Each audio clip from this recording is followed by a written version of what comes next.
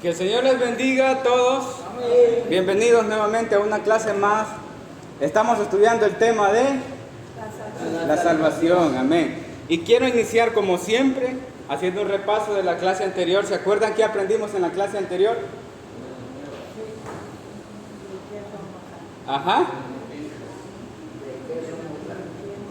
¿De qué? ¿De qué somos salvos? ¿Y de quién somos salvos? ¿Verdad? Entonces, ¿qué aprendimos en la clase pasada?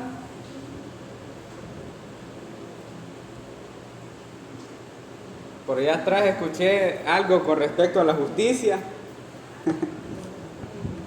Amén. Bueno, para recordar decíamos que hay muchos que quieren huir con respecto a que hay un día final en donde vamos a dar cuentas. ¿Sí? ¿Se acuerdan, verdad?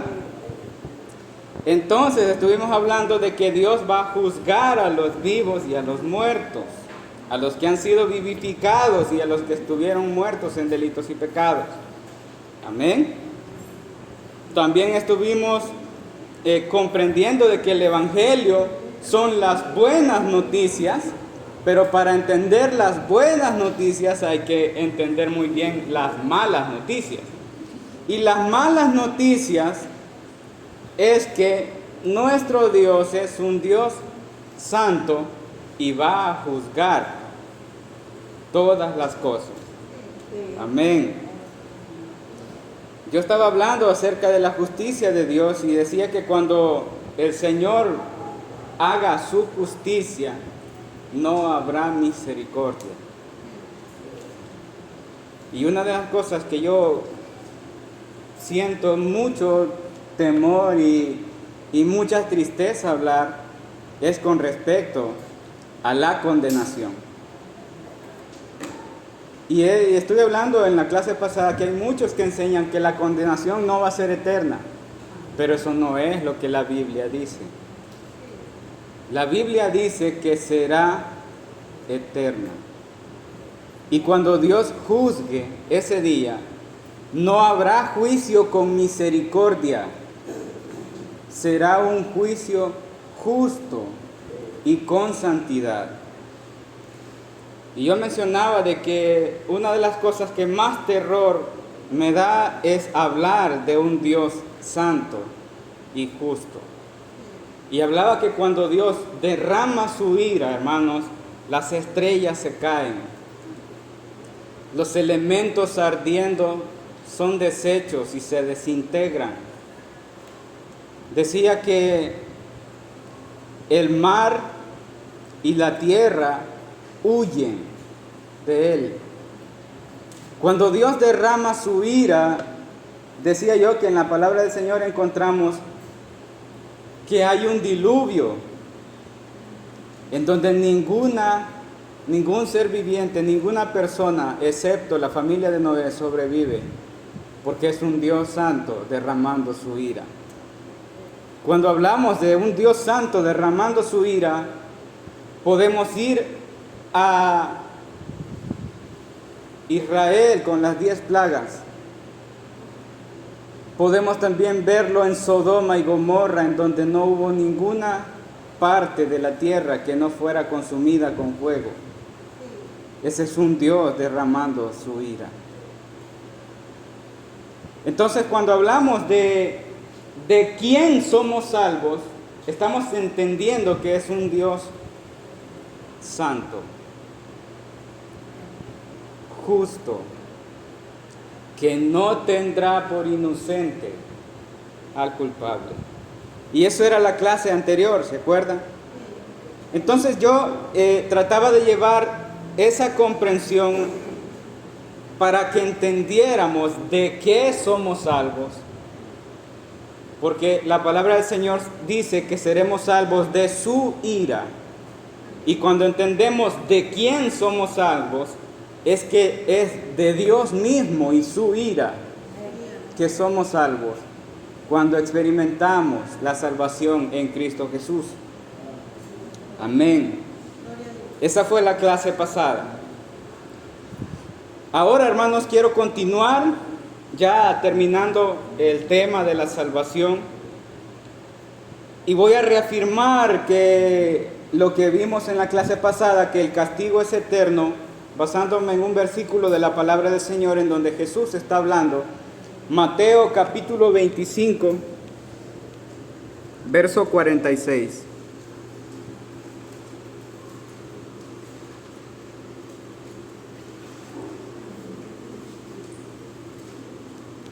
Mateo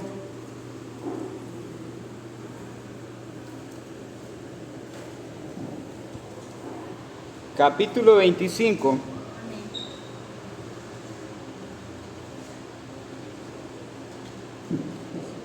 versículo 46. ¿Lo tenemos? Amén. Jesús hablando dice las siguientes palabras: e irán estos al castigo eterno y los justos a la vida eterna. E irán estos al castigo eterno y los justos a la vida eterna. Quiero comenzar diciendo de que es interesante lo que Jesús dice, porque cuando habla de estos, no habla como de personas vivas, solamente habla de vida eterna en los justos. Porque, hermanos, estar en un castigo eterno, a eso no se le puede llamar vida. Amén. Entonces Jesús está enseñando acerca del castigo eterno y los justos a la vida eterna. Y quiero mencionar que en muchos de los versículos bíblicos aparece que son justos los que están en Cristo, pero quiero que entendamos que esta justicia que está en ellos no es meramente porque ellos sean la representación de la justicia, sino porque ellos son justos porque la justicia de Cristo en la cruz del Calvario ha sido derramada sobre ellos. Amén. Por eso es que el versículo dice: justificados pues por la fe tenemos paz para con Dios por medio de nuestro Señor Jesucristo. Amén. Entonces yo hablaba que cuando el ladrón estaba a punto de morir, él fue vestido de la justicia de Cristo. Por eso él fue salvo. No porque él era alguien que representaba la justicia, sino porque la justicia de Cristo fue implantada en él por misericordia, y eso es la gracia de Dios. Y cuando aquí dice los justos a la vida eterna, habla de los que han sido justificados por Cristo ante el Padre por medio de el sacrificio en la cruz. Amén. Entonces, este versículo que habla meramente de un castigo eterno y una vida eterna, esto fue algo profetizado y dicho por el profeta Daniel en Daniel capítulo 12, versículo 2.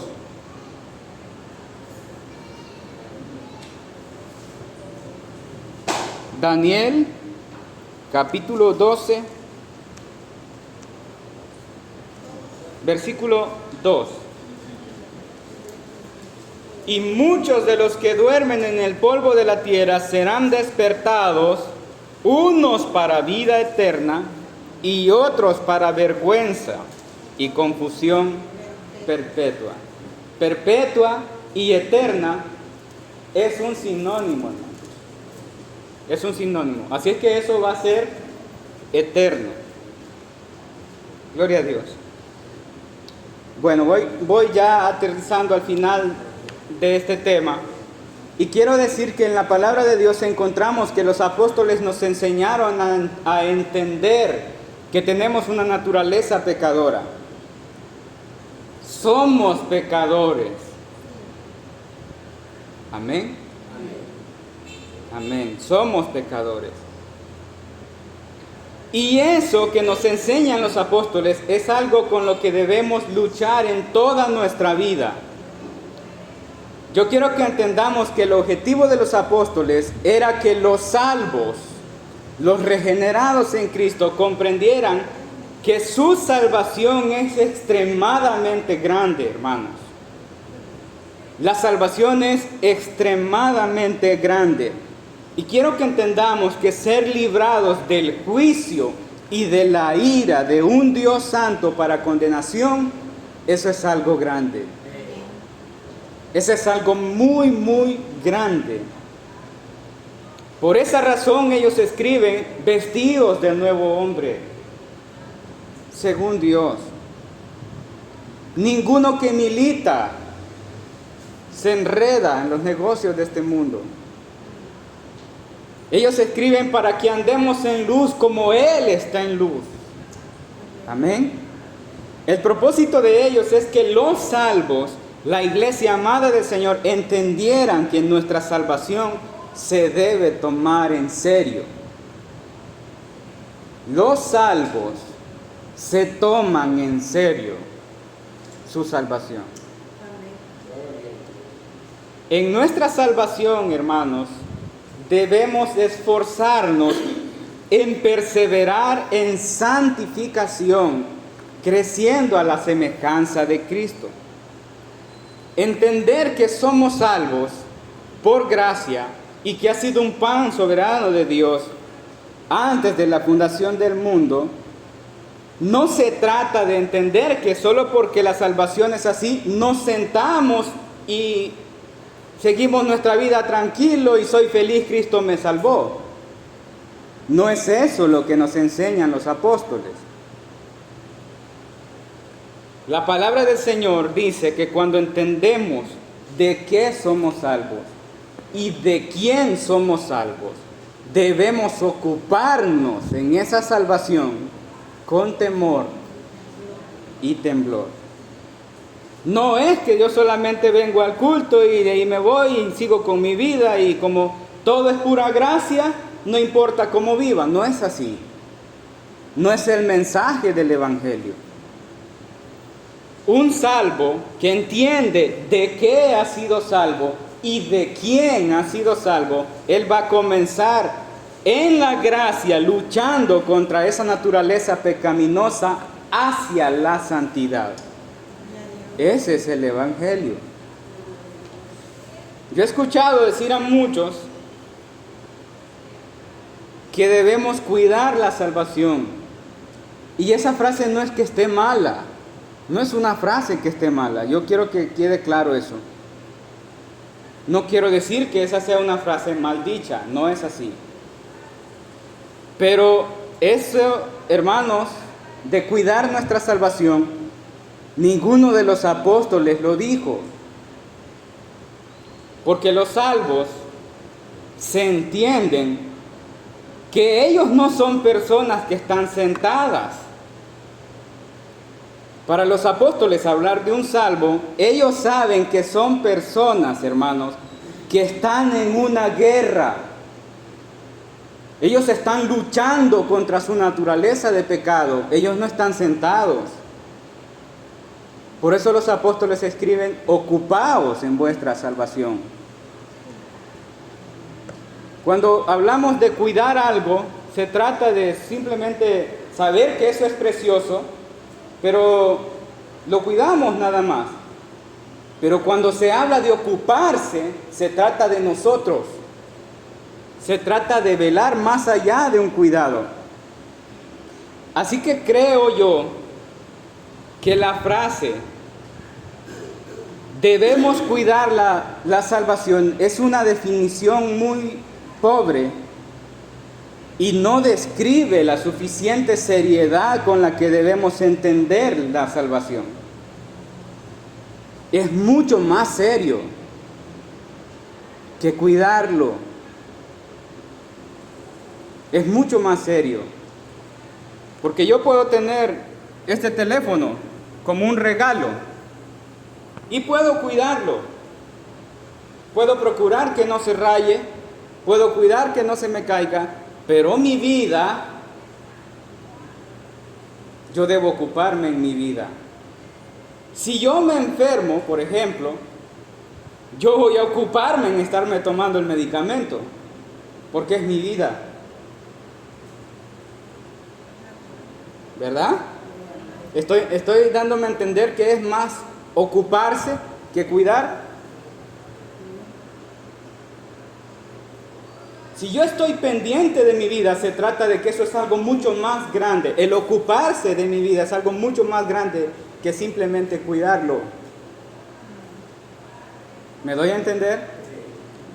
Quiero que vayamos a Filipenses capítulo 2, versículo 12.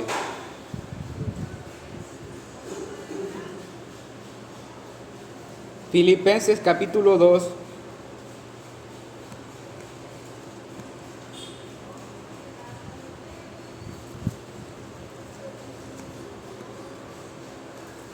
¿Lo tenemos?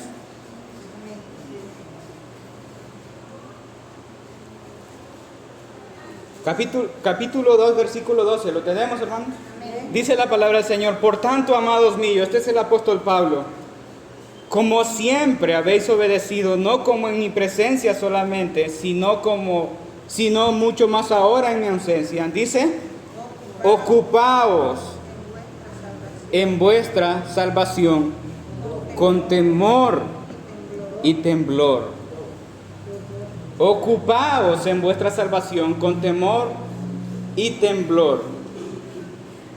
Pero yo quiero que veamos esto con la seriedad con la que el apóstol Pablo veía esta frase de ocupaos con temor y temblor.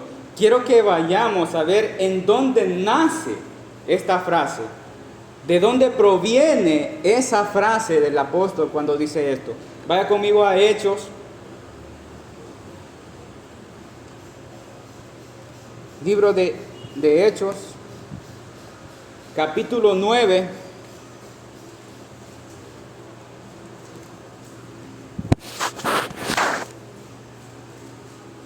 capítulo 9, versículo 3 al 7.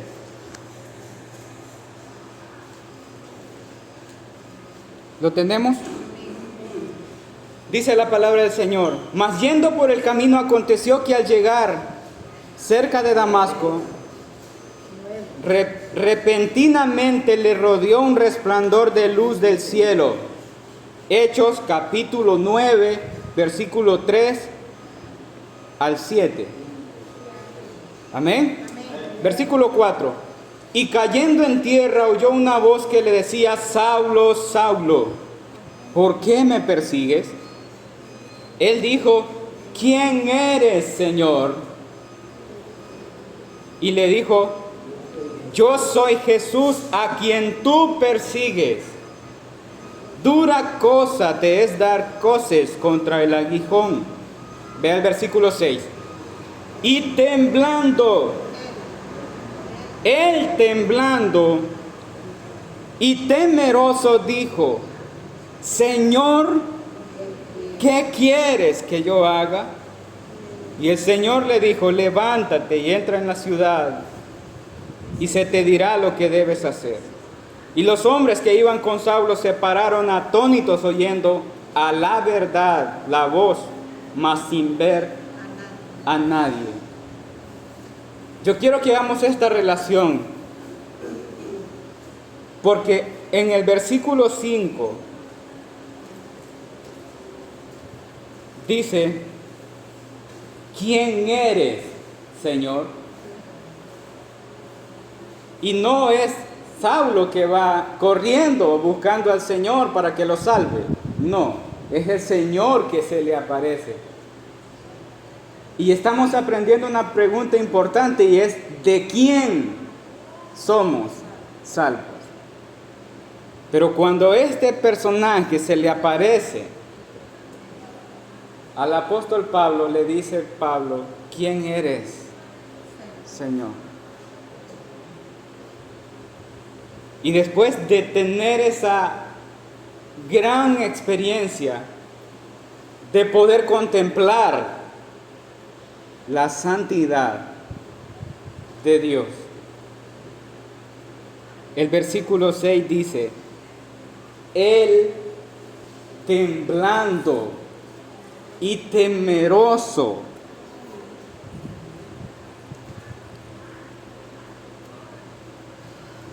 Le dijo, ¿qué quieres que yo haga?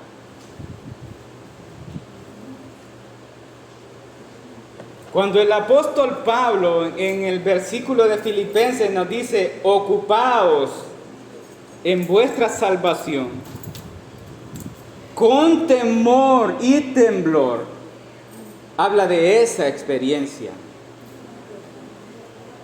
Amén. Porque el Señor en este pasaje está llamando al apóstol Pablo a ocuparse en el ministerio. Y cuando el apóstol en Filipenses dice, ocupaos, amados, ocupaos en vuestra salvación con temor y temblor, habla de esa experiencia. No está hablando de sentarse, sí soy salvo, Cristo me salvó y yo vivo como quiero. No es así. Si queremos hablar de qué es ocuparse en la salvación, debemos estudiar la vida del apóstol Pablo y sacar desde ahí el ejemplo de qué es ocuparse en la salvación. Amén. Gloria a Dios. El apóstol trata de señalar en este versículo que la salvación es algo que no merecemos y que cuando ese Dios santo y soberano interrumpe nuestras vidas, no existe nada, ni debe existir nada más en nuestros corazones que temor a su santidad, temor a su palabra y temblor ante la majestad sublime de un Dios santo. No solamente es cuidar como algo pasajero, se trata de ocuparse en lo que Dios ha establecido. Y eso es más que simplemente cuidar. Amén.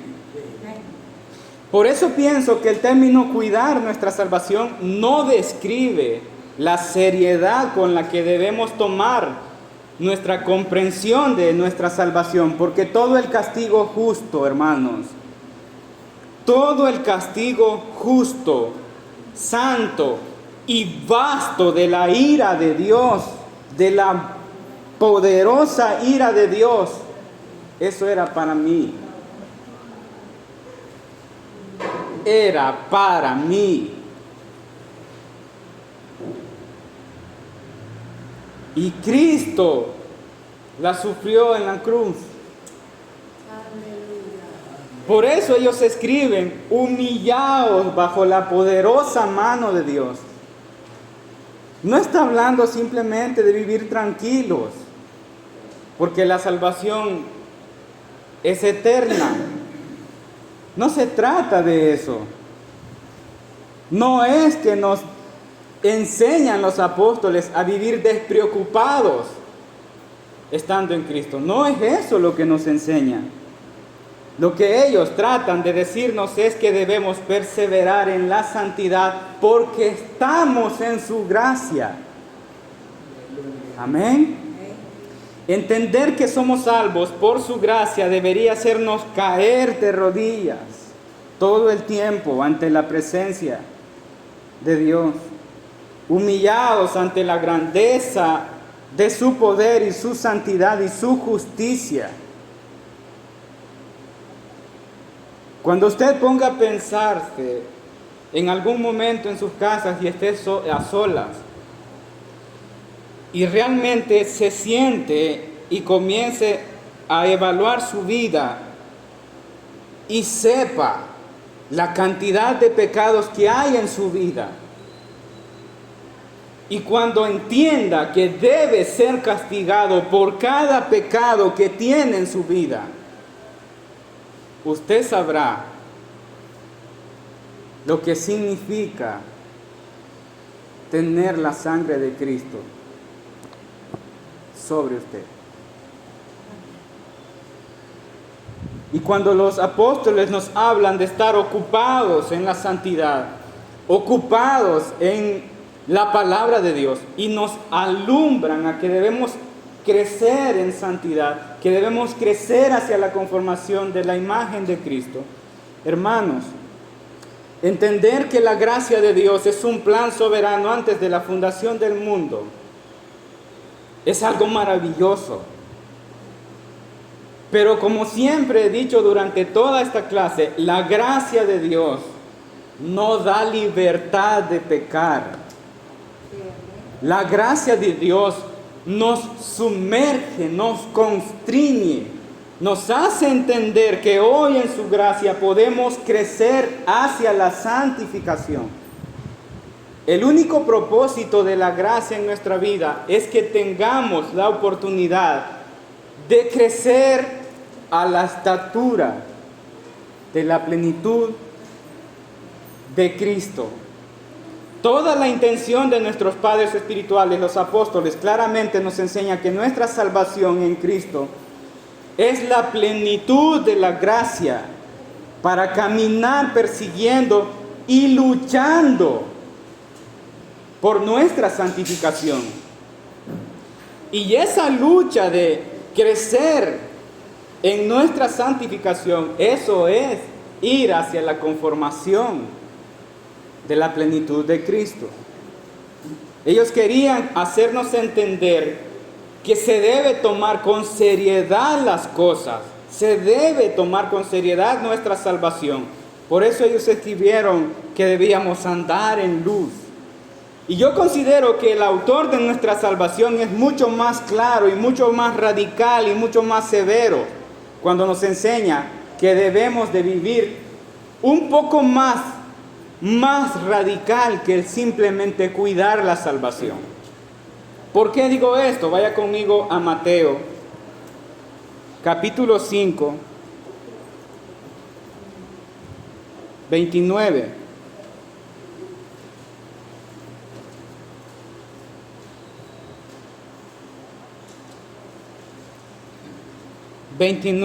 Al 30. ¿Lo tenemos? Dice la palabra del Señor: por tanto, si tu ojo derecho te es ocasión de caer, ¿qué dice?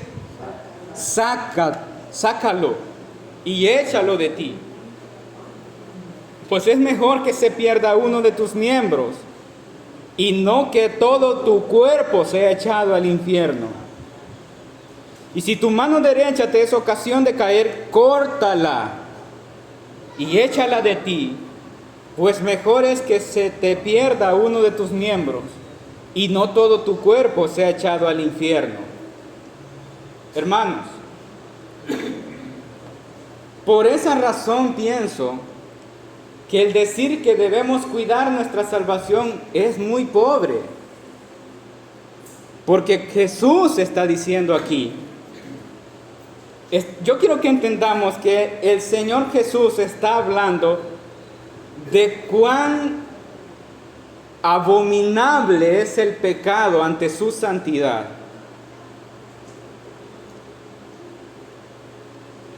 Y el Señor está enseñando y dice: si tu ojo te es ocasión de caer, ¿qué dice? Córtalo, sácalo, échalo de ti. Yo quiero que entienda la severidad con la que Jesús está enseñando.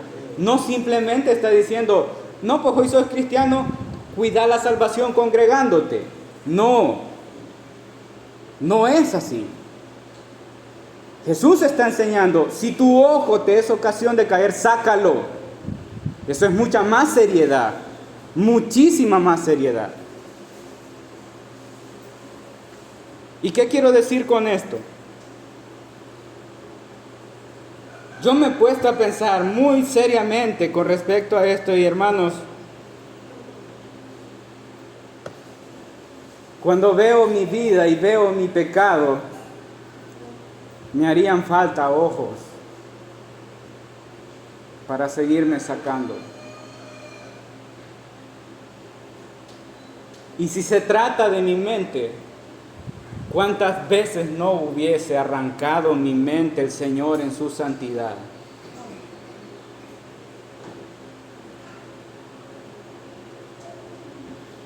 No se trata simplemente de ver la salvación como algo superficial. Se trata de quién hemos sido salvos.